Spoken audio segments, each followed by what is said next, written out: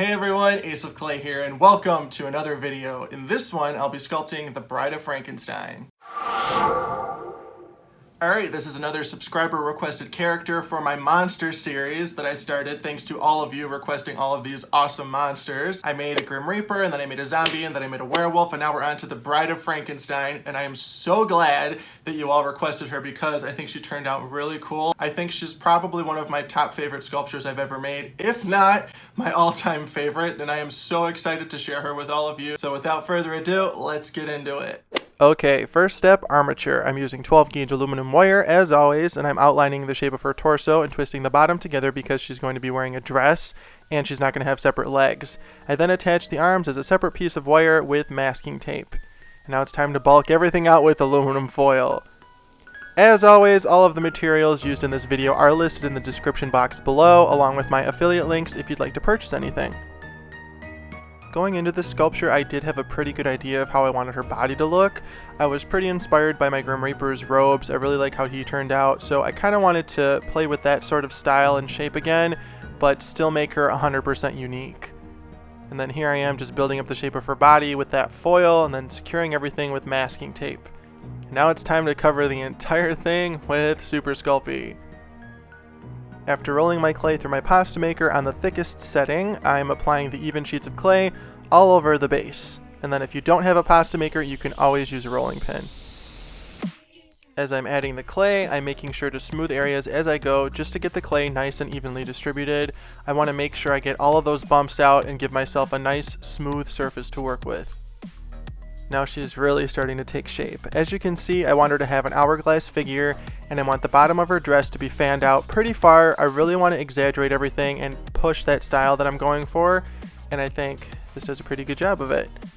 Now it's time to start adding the wrinkles to the bottom of her dress. You guys know how much I love sculpting fabric. I don't know why, I just do. I just rolled out that snake of clay here, flattened it out in my fingers, attached it to the piece, and now I'm blending the edges in with the rest of the sculpture.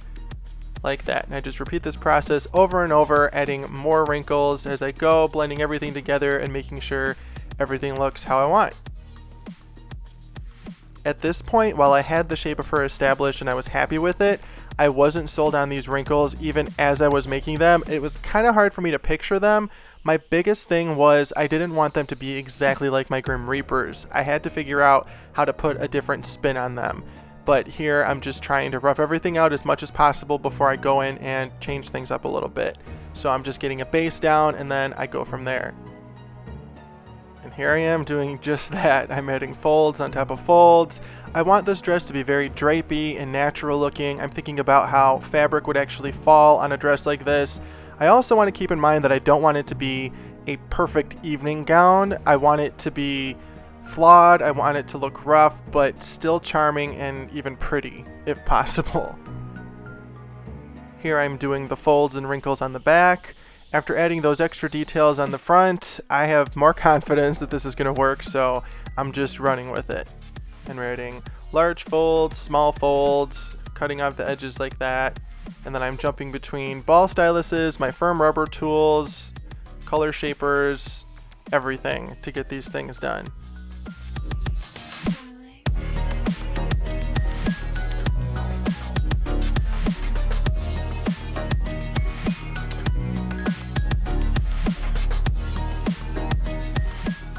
And that's looking pretty good.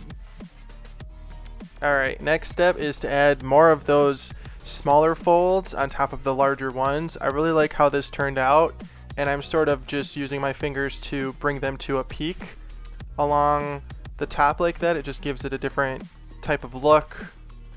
They're not so round anymore, they're a little more jagged and imperfect. Now it's time for the really fun part, distressing. Like I mentioned 2 seconds ago, this isn't a nice evening gown. I want it to be a tattered piece of fabric that was, I guess, thrown together at the last minute. So to add some wear and tear to this thing, I'm going in with my X-Acto knife and broken palette knife to cut out some notches at the end of the dress, and I am further shaping them with my wedged firm rubber tool and large color shaper.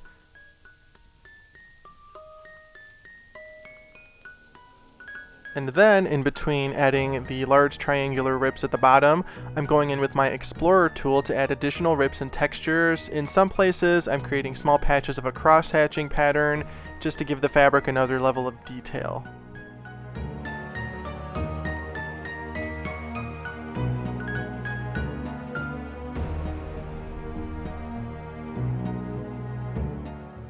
And that's looking pretty good.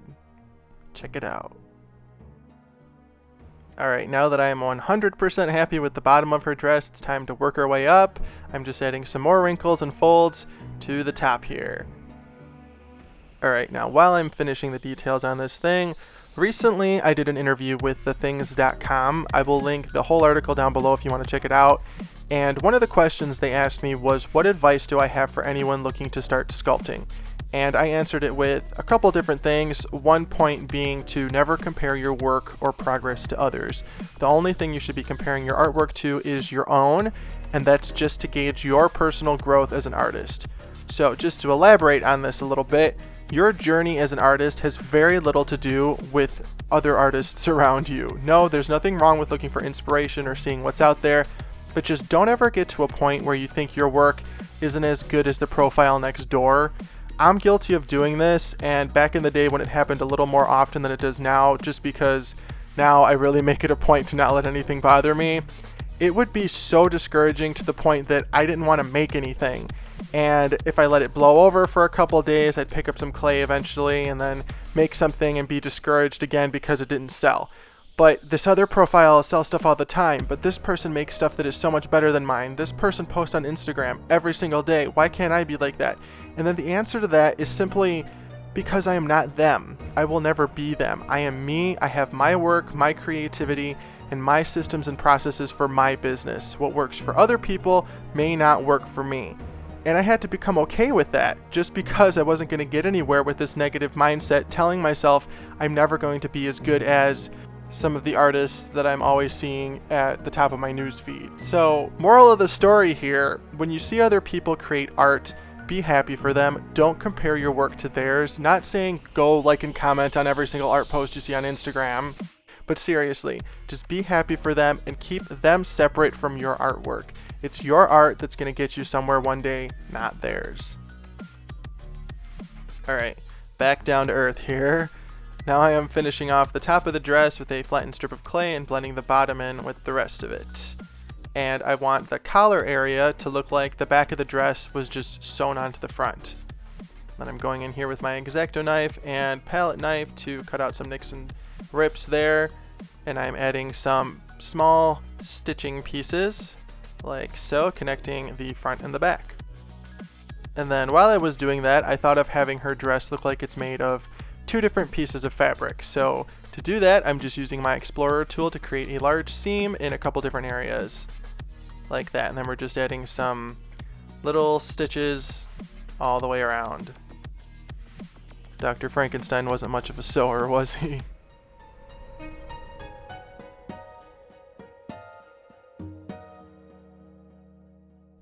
And then I'm sectioning off another piece of fabric right here using the same process that I did up above.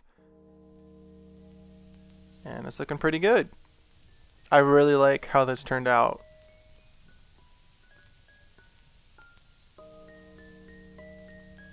And once that looks good, I'm just going to brush some clay softener over the entire surface just to remove fingerprints. And she's ready for the first bake. And once she's baked and completely cooled down, it's time to do the arms. Then quick note, always shape out the armature before you add the clay. If you add the clay to the wire and then try to shape it out, you're just going to smash the clay and end up having to start over. So shape out the arms, then add the clay. To make adding clay to the arms a little bit easier, I just rolled out a snake of clay and cut a line down the center of it without going all the way through. And as you can see there, I just wrapped it around the wire. And then inspired by the bride in the 1935 film The Bride of Frankenstein, directed by James Whale, I want her arms to be wrapped in fabric, which is why the hands I'm making are these little mitten shapes. I initially press out the texture of the fabric with my color shapers, but I end up going another route later on. And then to attach the hands, I always poke a hole in them first, just so I'm not smashing them onto the armature wire. and I'm just attaching the hands. Now it's time to add the wrappings. To create these, I ran a very thin snake of clay through my pasta maker on the 7 setting. I'm just wrapping it around her arm like so. Going all the way up. This was actually a really fun process, just because it looked good right off the bat and I didn't have to do much to it after I put it on. Now we're going to add her second hand that I had to resculpt because the one that I made prior, I rolled through my pasta maker without thinking. So that was fun. All good though. We're back on track. And this looks so much better than just imprinting that texture like I was doing earlier. I'm so glad I went with this. Now I just want to extend the shoulders of the dress a little bit, like so. And then I add a couple more stitches, couple more details, and it's looking good. Just repeat that process on the other side, and her body is pretty much done.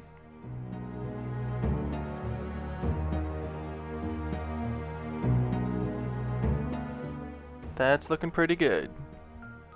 Now it's time to start the head. I'm using Sculpting Firm just because for a smaller head like this, I feel like it's easier for me to work with, and the gray color also makes it easier for me to see details. I'm not one for making small things, so using a firmer clay definitely helps. Now for her face, I was inspired by Sally from The Nightmare Before Christmas and Emily from Corpse Bride. I really love the simplicity of their features, so I want to aim for a similar sort of look. After adding the eye shapes, I'm adding some eyelids. It's just a very thin snake of clay, pressing that on and shaping it out with my spoon tool.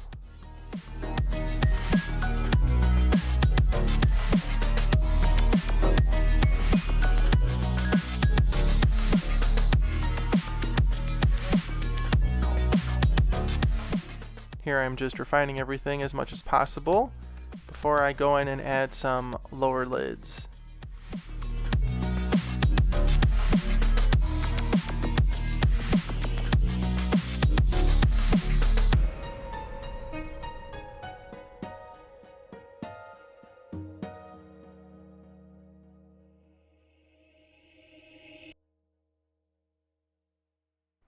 And I am fully aware that this looks just like an alien right now, and that's totally fine because she doesn't look like an alien in the end. You'll see, I promise.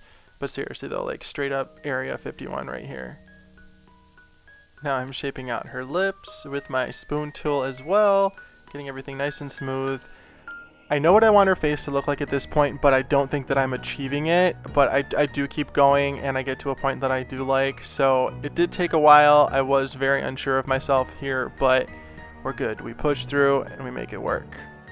I'm just bringing out her cheekbones a little bit more.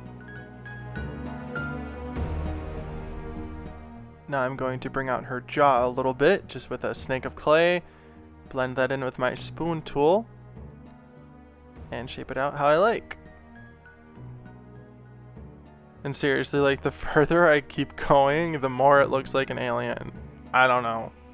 It ended up working out in the end. But here I just added a very tiny nose, like that. And I really like the geometric shapes that I'm adding here. I think it's a different sort of look. A little less organic, but still cool nonetheless. Bringing out her cheeks a little bit more. This gives her a little more of a human look, I think, at least. Maybe not, I don't know, but just shaping out her lips and her chin, everything like that.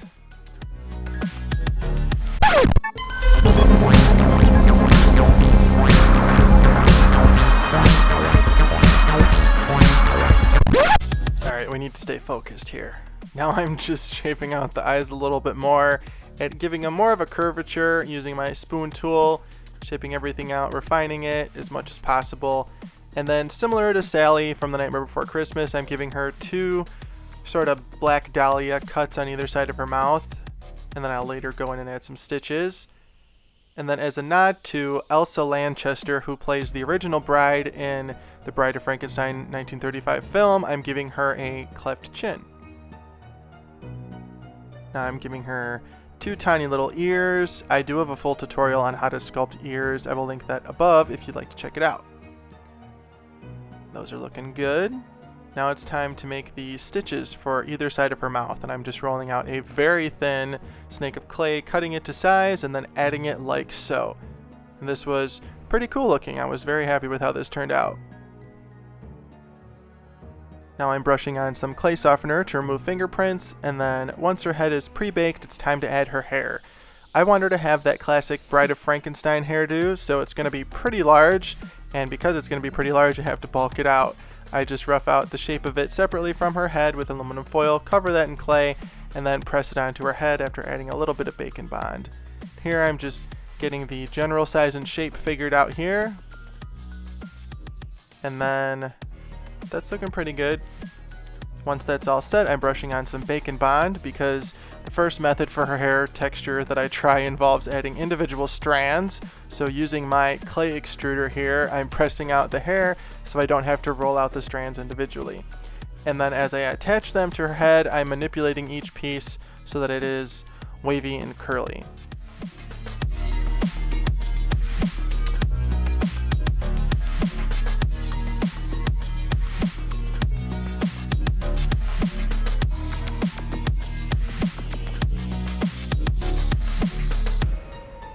And then after spending a good solid half hour doing that, I really don't like it at all. So I take it off.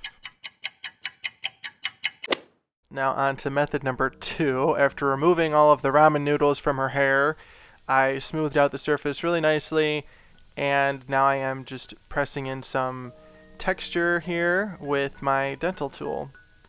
And I really like how this looks. Like I said, it's the winner, it's the one I go with, and I'm very happy with it.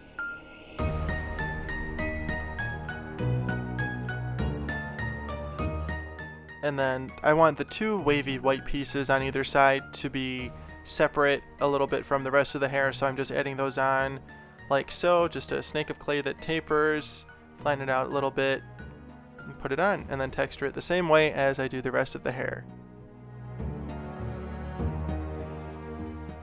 And then once this is done, after attaching her head and one final bake, it's time to paint. I'm going to start with her skin. I want to go with a nice gray color, so I will be using this Folk Art Dove Gray that I will tint with their pure black. And then I'm going over her entire face and neck with that color.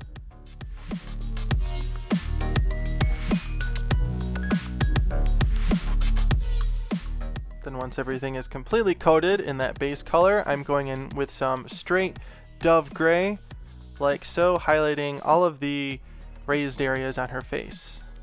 And then going in and detailing some with a smaller brush, like that, making sure everything is nice and smooth.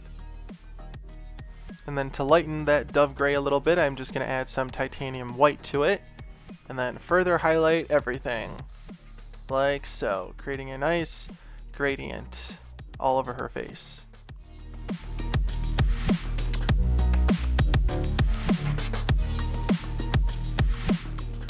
Then once everything is highlighted how I like, I'm going to create some thin shadows around her eyes. I just darken that Dove Gray color with a little bit of pure black and get it to a point that I like. Now to paint the whites of her eyes, I'm going in with Folk Art Warm White. I didn't want it to be pure white because they would stand out too much, so I wanted to go with this nice yellow color. That looks great. After a couple coats, it's time to add the pupils. Just using pure black for those. And then I am defining the area around her eyes, maybe adding eye makeup if you want to call it that, using some dark gray. I just added a little bit more pure black to the Dove Gray again. Adding a couple eyelashes, like so, and then adding a little shadow under her eyelid. I just tinted the warm white color that I used with a very little bit of black. Now for her lips, I'm going in with some Imperial Red. I tinted this just slightly with a little bit of black, so it is not so bright. I want it to have that same desaturated color palette as the rest of her. Just being very careful to paint those. Now we're giving her some black eyebrows, like that, refining those. And she's looking pretty good. Time to paint the hair. And then the hair color is a very dark gray. I just used black and white to create this. Just painting everything here using a finer paintbrush to get the areas that are close to her forehead. And then for the streaks on either side, I went with tapioca. I'm just painting those like that. And again, just like her eyes, I didn't want these to be pure white in your face, so I went with this more subdued color.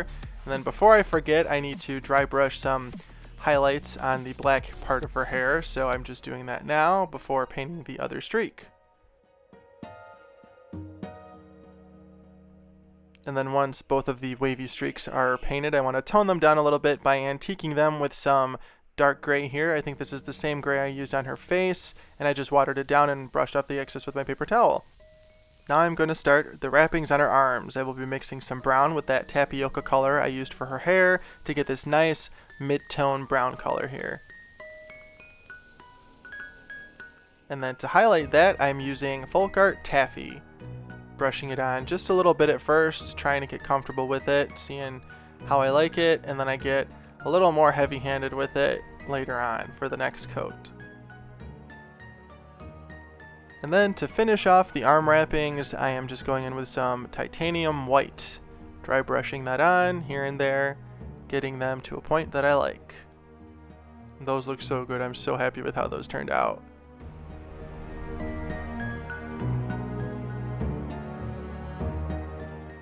Now it's time to paint her dress. To get this color, I used taffy, brown, and pure black.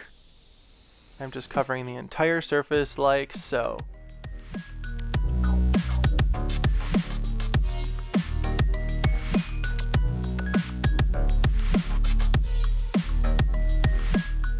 And then to give her dress some more dimension, I'm going to make this middle section of fabric a different color than the rest. Nothing too drastic, but just enough to have some contrast. To get this color, I just added some more brown and black to the color I mixed for the rest of her dress.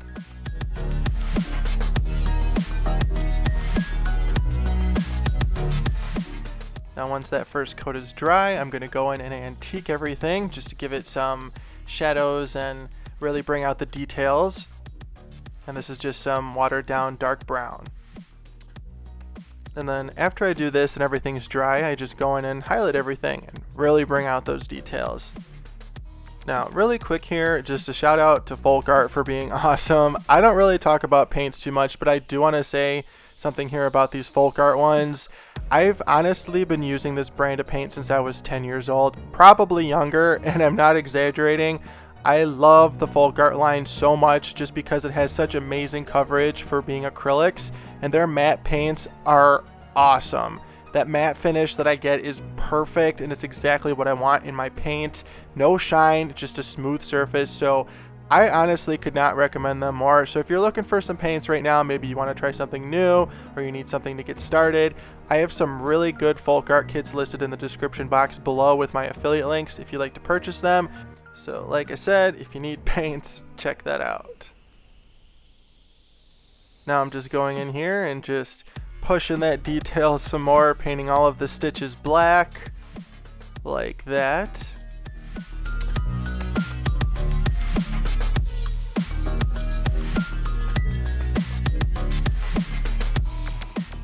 Now I'm just going in with a very fine paintbrush to tighten up all of the edges here that meet the stitches.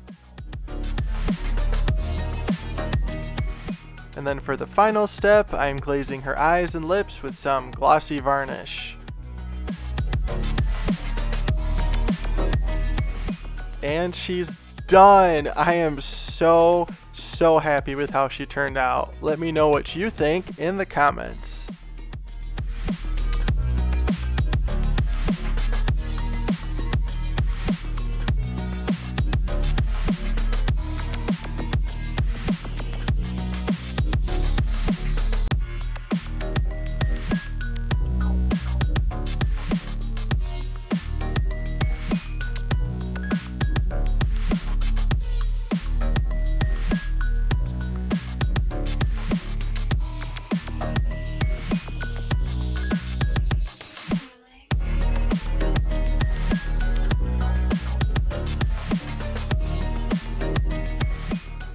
And that's a wrap. I really hope you like the Bride of Frankenstein. Like I said before, I am so proud of her. I'm really happy with how she turned out, and that is the best feeling ever as an artist. Another best feeling ever is knowing that there are 90,000 of you that enjoy watching me work. I am so grateful to each and every one of you. Thank you so much for your support, your comments, your likes, everything. I couldn't do this without you. The music for this video was provided by Tiff Music. I will link his YouTube channel and his Patreon down below. He's amazing. Please check him out. He does such good work. If you don't already, be sure to follow me on Instagram, Facebook, and Twitter at Ace of Clay, and I will see you in the next one.